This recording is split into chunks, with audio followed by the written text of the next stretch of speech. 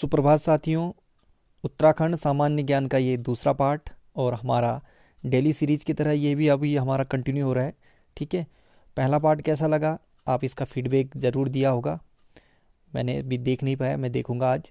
और आज ये दूसरा पार्ट है, उससे आगे कंटिन्यू करेंगे। चलिए शुरू करते हैं। उससे पहले लाइक और शेयर ज़रूर करें। उत्तराखंड आधुनिक काल।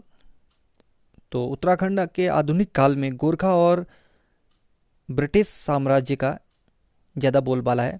चलिए पढ़ते हैं। गोरखा शासन। गोरखा नेपाल के थे। गोरखाओं ने चंद राजा को पराजित कर 1790 में अल्मोड़ा पर अधिकार कर लिया। कुमाऊं पर अधिकार करने के बाद 1791 में गढ़वाल पर आक्रमण किया, लेकिन पराजित हो गए थे। और फरवरी 1803 को संधि के विरुद्ध जाकर गोरखाओं ने अमर सिंह थापा और अस्थिदल चौतरिया के नेतृत्व में पुनः गढ़वाल पर आक्रमण किया और सफलता हासिल की। 14 मई 1814 को गढ़वाल नरेश प्रद्युमन शाह और गोरखाओं के बीच देहरादून के खुड़बुड़ा के मैदान में निर्णायक युद्ध हुआ, जिसमें प्रद्युमन शाह शहीद हुए थे। और इसी के साथ कुमाऊं और गढ़वाल पर गोरखा का साम्राज्य हो गया। 14 मई 1814 ईस्वी में गढ़वाल में अंग्रेजों के साथ युद्ध में पराजित होकर गढ़वाल राज्य मुक्त हो गया। कहने का मतलब 1814 ईस्वी में अंग्रेजों के विरुद्ध जब सुदर्शन शाह ने गोरखाओं के विरुद्ध अंग्रेजों से सहयोग मांगा, तो उस सहयोग से गोरखा पूरी तरह से परास्त हो गए और पूरे के पूरे क्षेत्र में अंग्रेजों का राज्य हो गया। गोरखा पूरी तरह से समाप्त हो गया। ठीक है, केवल कुमाऊं में गोरखाओं का शासन रह गया था। कर्नल निकोलसन और कर्नल गार्डनर ने अप्रैल 1815 में कुमाऊं के अल्मोड़ा को जनरल ऑक्टरलोनी ने 15 मई 1815 को वीर गोरखा सरदार अमर सिंह थापा के से मलाव का किला जीत लिया। ठीक, और 27 अप्रैल 1815 को कर्नल गार्डनर तथा गोरखा शासक बमशाह के बीच हुई संधि के तहत कुमाऊं की सत्ता अंग्रेजों को सौंप दी गई। यानी फाइनली 27 अप्रैल 1815 को कुमाऊं को छोड़ के, यानी गढ़वाल और कुमाऊं दोनों को छोड़ के जो गोरखा है वो नेपाल को चले गए थे। ठीक, और शासक बमशाह के बीच हुई संधि के तहत इन लोगों ने अंग्रेजों को सौंप दी थी। ठीक है, कुमाऊं व गढ़वाल में गोरखाओं का शासनकाल क्रमशः 25 वर्ष कुमाऊं में और 10.5 यानी 10.5 वर्ष तक गढ़वाल में अत्याचारी पूर्ण था। ठीक है, और इस अत्याचारी शासनकाल को गोरख्याली कहा गया है, या गोरख्याली या गोरख्योल आदि नाम से जाना जाता है। ये सिर्फ आपको मैं एक तो शॉर्ट बता रहा हूँ, ऐसा बस जो घटना घटी थी वही। बाकी इसके जो वन लाइनर फॉर्म में हम इसका क्वेश्चन आंसर ही ज़्यादा फोकस करेंगे, क्योंकि अभी हम लोग को डिटेल से पढ़ने का समय नहीं है। हमें सिर्फ और सिर्फ एग्जाम ओरिएंटेड और फैक्ट पढ़ना है। ये बस सिर्फ एक ये समझ लीजिए कि ये एक आपको शॉर्ट नोट है कि हाँ ये हुआ था। ठीक है, उसके बाद हम गोरखाओं में जो हुआ वो पढ़ेंगे, वो भी वन लाइनर और एग्जाम के हिसाब से। ठीक है, आगे बढ़ते हैं। ब्रिटिश शासन। अप्रैल 1815 तक कुमाऊं पर अधिकार करने के बाद अंग्रेजों ने टिहरी को छोड़कर अन्य सभी क्षेत्रों को नॉन रेगुलेशन प्रांत बनाकर पूर्वी प्रांत का हिस्सा बना दिया। ठीक है, और इस क्षेत्र का प्रथम कमिश्नर कर्नल गार्डनर को नियुक्त किया। कुछ समय बाद कुमाऊं जनपद का गठन किया गया और देहरादून को 1817 में सहारनपुर जनपद में शामिल किया गया। 1840 में ब्रिटिश गढ़वाल के मुख्यालय को श्रीनगर से हटाकर पौड़ी लाया गया व पौड़ी गढ़वाल नामक नए जनपद का गठन किया गया, यानी 1840 में। ठीक है, 1854 में कुमाऊं मंडल का मुख्यालय नैनीताल बनाया गया और 1891 में कुमाऊं को अल्मोड़ा व नैनीताल नामक 2 जिलों में बांट दिया गया। और स्वतंत्रता तक कुमाऊं में केवल 3 ही जिले थे, अल्मोड़ा, नैनीताल, पौड़ी गढ़वाल। और टिहरी गढ़वाल एक रियासत के रूप में थी। 1891 में उत्तराखंड से नॉन रेगुलेशन प्रांत सिस्टम को समाप्त कर दिया गया। ये याद रखना, ये इंपॉर्टेंट है कि 1891 में नॉन रेगुलेशन प्रांत का जो टैग मिला था उसे समाप्त कर दिया गया। ठीक है, 1902 में संयुक्त प्रांत आगरा एवं अवध का गठन हुआ और उत्तराखंड को इसमें शामिल कर दिया गया। 1904 में नैनीताल गजेटियर में उत्तराखंड को हिल स्टेट नाम दिया गया। तो नैनीताल गजेटियर में उत्तराखंड को हिल स्टेट का नाम दिया गया। कब? 1904 में। ठीक है, चलिए अब इससे संबंधित कुछ एग्जाम ओरिएंटेड फैक्ट यानी वन लाइनर समझते हैं। ठीक है, अमोघ भूति किस वंश का सबसे शक्तिशाली शासक था? तो ये कुलिन वंश का था। शकों के बाद राज्य के तराई क्षेत्र पर किसका अधिकार हुआ? तो ये कुषाणों का हुआ। मौखरियों के बाद उत्तराखंड पर किस बाहरी राजवंश की या सत्ता किस बाहरी राजवंश की सत्ता स्थापित हुई? तो ये वर्धन वंश, हर्षवर्धन आया था।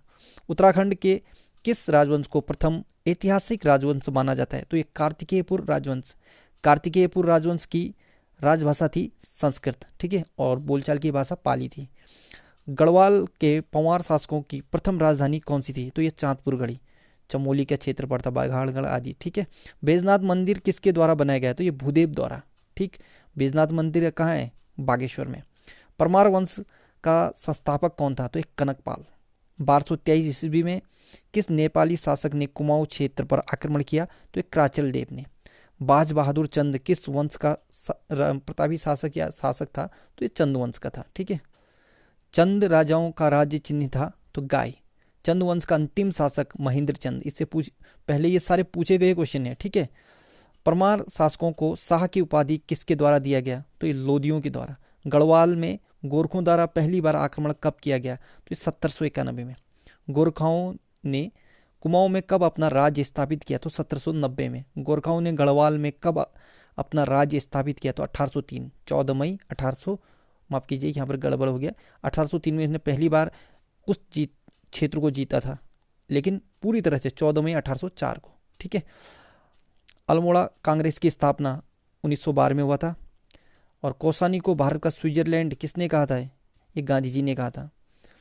उत्तरांचल पृथक राज्य मांग की जो सर्वप्रथम आवाज़ उठाई गई थी वो 1938 में एक विशेष अधिवेशन हुआ था श्रीनगर में, यहीं हमारे पौड़ी गढ़वाल में। यहाँ पे आए थे जवाहरलाल नेहरू, तो यहाँ पर एक पृथक उत्तराखंड की मांग रखी गई थी, ठीक है। तो 1938 में विशेष कांग्रेस के विशेष अधिवेशन में, ठीक है, श्रीनगर में। उत्तराखंड क्रांति दल का निर्माण कब हुआ? तो ये 25 जुलाई 1979 को। आइए अब जानते हैं उत्तराखंड राज्य गठन के बाद उत्तराखंड के प्रथम मुख्यमंत्री थे नित्यानंद स्वामी, ठीक है। ये अंतरिम मुख्यमंत्री थे और प्रथम निर्वाचित मंत्री थे एनडी तिवारी यानी नारायण दत्त तिवारी, और द्वितीय अंतरिम मंत्री थे भगत सिंह कोश्यारी यानी मुख्यमंत्री, ठीक है, भगत सिंह कोश्यारी। उत्तराखंड में राष्ट्रीय उद्यानों की संख्या 6 है। उत्तराखंड में प्रथम एडवोकेट जनरल के रूप में किसे नियुक्त किया गया था? तो ये सुधांशु धूलिया को। उत्तराखंड की पूर्व से पश्चिम की लंबाई है 358 किलोमीटर। उत्तराखंड उच्च न्यायालय के प्रथम रजिस्ट्रार जनरल के रूप में किसे नियुक्त किया गया था? GCS रावत। उत्तराखंड में वन क्षेत्र कितना है? 63%, ठीक है। अभी इसका बढ़ गया है, लगभग 64.21 के आसपास में है। अभी क्लियर, जब मैं वन वाला पढ़ाऊंगा उसमें क्लीन कर लेंगे। चिपको आंदोलन में अहम भूमिका निभाने वाली पहली महिला कौन थी? तो ये गौरा देवी, ठीक।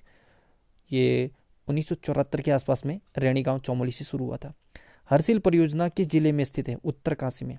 उत्तराखंड में औसत वर्षा कितनी होती है? तो 185 सेंटीमीटर। चिपको आंदोलन का प्रमुख उद्देश्य था पेड़ों के अंधाधुंध कटान को रोकना। चिपको आंदोलन के प्रणेता कौन थे? तो सुंदरलाल बहुगुणा। इन्होंने विश्व पटल पर रखा था इस आंदोलन को। ब्यूटीफुल गढ़वाल किसकी कृति है? तो ये लिखा है रस्किन बॉन्ड ने। उत्तराखंड में मैती आंदोलन का उद्देश्य क्या था? वृक्षारोपण को बढ़ावा देना।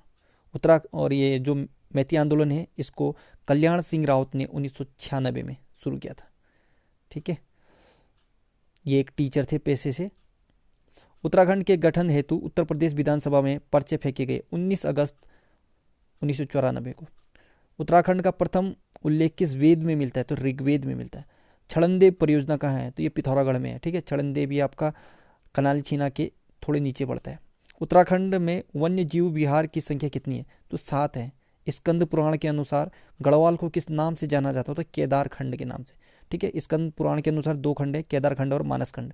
मानस खंड कुमाऊं को और केदार खंड गढ़वाल को कहा जाता है। रुड़की इंजीनियरिंग कॉलेज ने दर्जा प्राप्त किया है तो देश का 7वें IIT का, यहाँ पर एक छठा नहीं 7वां है, ठीक है। देश के 7वें IIT के में, और ये बताया 1 जनवरी 2002 को। बौद्ध ग्रंथों में उत्तराखंड को किस नाम से उल्लिखित किया गया है तो हिमवंत नाम से। ठीक। उत्तराखंड के गठन हेतु मुलायम सिंह यादव ने किस समिति का गठन किया? तो ये कौशिक समिति। ठीक है, रमाकांत कौशिक समिति थी। उत्तराखंड राज्य का सबसे बड़ा कागज कारखाना कहाँ स्थित है? तो ये लाल कुआं नैनीताल में है। ठीक है, और सबसे ज़्यादा उधम सिंह नगर में कागज का जो उद्योग है स्थापित है। उत्तराखंड में हुक्का क्लब की स्थापना अल्मोड़ा में हुआ था। ठीक है, और यह हुक्का क्लब राजनीतिक जनचेतना को बढ़ावा देने के लिए बनाया था। कहीं पर यह 1903 और कहीं पर 1906 मिलेगा। ठीक है, तो जिस तरह भी आपको ऑप्शन मिलेगा उस तरह टिक लगाना, लेकिन ज़्यादातर 1903 वाला ही ज़्यादा फैक्टिव लगता है, पर 6 वाला भी हो सकता है क्योंकि यहाँ पर दो आंसर उत्तराखंड में ये मिलता है तो थोड़ा कन्फ्यूजन रहता है। ठीक है, अगला है सविनय अवज्ञा आंदोलन 1930 का नेतृत्व उत्तराखंड में किसने किया? तो गोविंद वल्लभ पंत ने। गढ़वाल पेंटिंग्स पुस्तक के रचयिता मुकुंदी लाल थे, बैरिस्टर थे ये। ठीक है, वकील थे पेशे से। उत्तराखंड में वन आंदोलन प्रारंभ हुआ था 1977 से। उत्तराखंड में कुमाऊं केसरी के नाम से जाना जाता है बद्रीदत्त पांडे। ठीक है, मानेक बुग्याल ये उत्तरकाशी में है। उत्तराखंड के प्रथम स्वतंत्रता सेनानी के रूप में किसे जाना जाता है? तो कालू सिंह मेहरा। कुमाऊं साहित्य के पहले कवि कौन थे? तो पंडित कुमाऊनी पंत। ठीक है, कुमाऊनी पंत को कुमाऊनी साहित्य के पहले कवि कहे जाते हैं।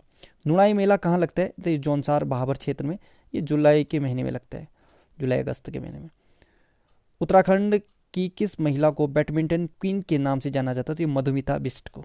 उत्तराखंड के किस शहर को पहाड़ों की रानी के नाम से जाना जाता है? तो मसूरी शहर। ठीक है, भुवनेश्वरी देवी मेला कहाँ लगता है? तो ये पौड़ी गढ़वाल में। उत्तराखंड में लीची नगर नाम से प्रख्यात है देहरादून शहर। उत्तराखंड में छोटा कश्मीर के नाम से प्रख्यात है पिथौरागढ़।